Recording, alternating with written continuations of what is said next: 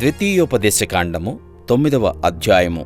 ఇశ్రాయేలూ వినుము, నీకంటే గొప్ప బలము గల జనములను, ఆకాశమంటు ప్రాకారములు గల గొప్ప పట్టణములను స్వాధీనపరచుకొనుటకై నేడు నీవు యొర్దానును దాటబోచున్నావు.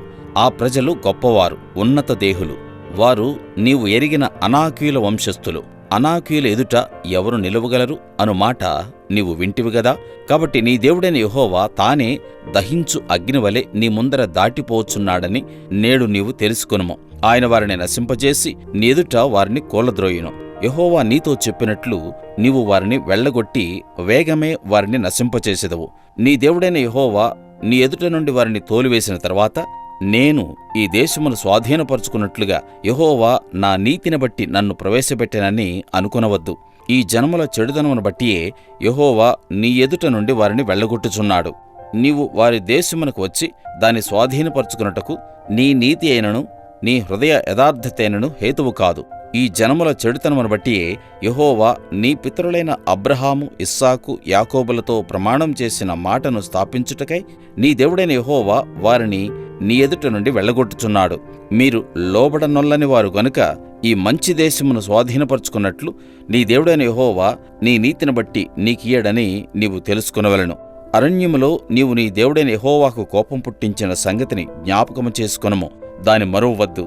నీవు ఐగుప్తు దేశములో నుండి బయలుదేరిన దినం మొదలుకొని ఈ స్థలమందు మీరు ప్రవేశించు వరకు మీరు యెహోవా మీద తిరుగుబాటు చేయుచునే వచ్చితిరి. హోరేబులో మీరు యెహోవాకు కోపం పుట్టించినప్పుడు యెహోవా మిమ్మును నశింపచేయనంత కోపము మీ మీద తెచ్చుకొనెను. ఆ రాతి పలకలు అనగా యెహోవా మీతో చేసిన నిబంధన సంబంధమైన పలకలను తీసుకొనుటకు నేను కొండ ఎక్కినప్పుడు అన్నపానములు మాని ఆ కొండ మీద 40 పగళ్ళు 40 రాత్రులుంటిని. అప్పుడు దేవుని వ్రేలితో రాయబడిన 2 రాతి పలకలను యెహోవా నాకు అప్పగించెను. మీరు కూడివచ్చిన దినమున ఆ కొండ మీద అగ్ని మధ్య నుండి యెహోవా మీతో పలికిన వాక్యములన్నీయు వాటి మీద ఉండెను. ఆ 40 పగళ్ళు 40 రాత్రులు గడిచినప్పుడు యెహోవా నిబంధన సంబంధమైన పలకలైన ఆ 2 రాతి పలకలను నాకు అప్పగించి, నీవు లేచి ఇక్కడ నుండి త్వరగా దిగుము. నీవు ఐగుప్తులో నుండి రప్పించిన నీ జనము చెడిపోయి నేను వారికి ఆజ్ఞాపించిన త్రోవలో నుండి త్వరగా తొలగి తమకు పోత బొమ్మను చేసుకునిరని నాతో చెప్పెను. మరియు యెహోవా, నేను ఈ ప్రజలను చూచితిని. ఇదిగో, వారు లోబడనొల్లని ప్రజలు. నాకు అడ్డము రాకుము. నేను వారిని నశింపచేసి వారి నామమును ఆకాశము క్రింద నుండకుండా తుడుపు పెట్టి నిన్ను వారికంటే బలముగల బహుజనముగా చేసేదనని నాతో చెప్పగా నేను తిరిగి ఆ కొండ దిగి వచ్చితిని.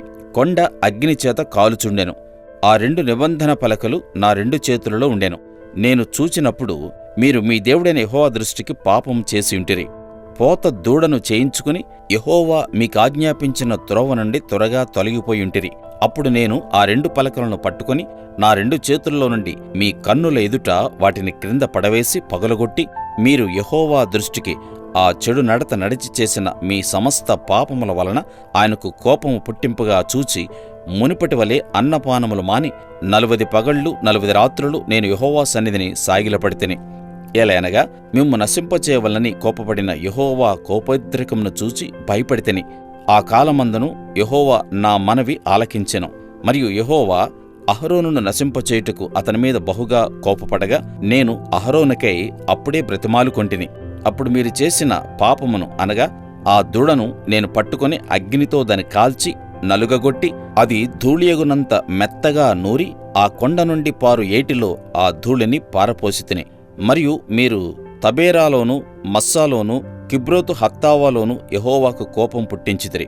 యెహోవా, మీరు వెళ్ళి నేను మీకిచ్చిన దేశమును స్వాధీనపరుచుకున్నాడని చెప్పి కాదేషు బర్నేయలో నుండి మిమ్ము పంపినప్పుడు మీరు మీ దేవుడైన యెహోవాను నమ్ముకొనక ఆయన నోటి మాటకు తిరుగుబడితిరి. ఆయన మాటను వినలేదు. నేను మిమ్మును ఎరిగిన దినం మొదలుకొని మీరు యెహోవా మీద తిరుగుబాటు చేయుచున్నారు. కాగా నేను మునుపు సాగిలపడినట్లు యెహోవా సన్నిధిని 40 పగళ్ళు 40 రాత్రులు సాగిలపడితిని. యెహోవా మిమ్మును నశింపచేసేదనగా నేను యెహోవాను ప్రార్థించుచు ఇలాగు చెప్పితిని, ప్రభువా యెహోవా, నీవు నీ మహిమ వలన విమోచించి బాహుబలము వలన ఐగుప్తుల నుండి రప్పించిన నీ స్వాస్థ్యమైన జనమును నశింపచేయుకుము. నీ సేవకులైన అబ్రాహాము, ఇస్సాకు, యాకోబులను జ్ఞాపకము చేసుకొనుము. ఈ ప్రజల కాఠిన్యమునైనను వారి చెడుతనమునైనను వారి పాపమునైనను చూడకము. ఏలైనగా నీవు ఏ దేశంలో నుండి మమ్మను రప్పించితివో ఆ దేశస్థులు యెహోవా తాను వారితో చెప్పిన దేశంలోనికి వారిని చేర్చలేకపోవుట వలనను వారిని ద్వేషించుట వలనను అరణ్యంలో వారిని చంపుటకు వారిని రప్పించనని చెప్పుకుందరేమో. నీవు నీ అధిక బలము చేతను నీవు చాపిన నీ బాహువు చేతను రప్పించిన నీ స్వాస్థ్యమును నీ ప్రజలను వీరే.